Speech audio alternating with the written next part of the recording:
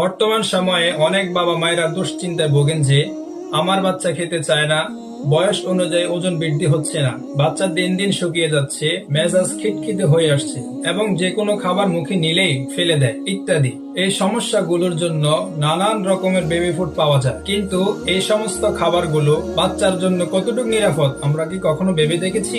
বাচ্চার সুস্থতা যে কোনো বাবা মায়ের নিকটে অত্যন্ত গুরুত্বপূর্ণ বিষয়, আর তাই তো আমরা বাচ্চাদের সুস্থতাকে অগ্রাধিকার দিয়ে তৈরি করেছি আমাদের হোমমেড বেবি বুস্টার সেরেলাকটি। এই সেরেলাকটি তৈরি করতে যে সকল উপাদান আমরা ব্যবহার করেছি, এতে রয়েছে ক্যালসিয়াম জনিত খাবার, খুরমা খেজুর, ছোলা বুট, মসুর ডাল, মুগ ডাল, কাঠবাদাম, তিল বীজ, ভিটামিন জনিত খাবার যেমন মাশরুম, পুষ্টিকর খাবার যেমন পেস্তা বাদাম, চীনা বাদাম, কাজু বাদাম, আখরোট, মাসকলাই, অ্যাঙ্কর ডাল, গম, ভুট্টা ও সাবুদানা। এছাড়াও রয়েছে কয়েক প্রকার চাল, আদব চাল, পোলাও চাল, লাল চাল ইত্যাদি। মোট কথা, একটি শিশুর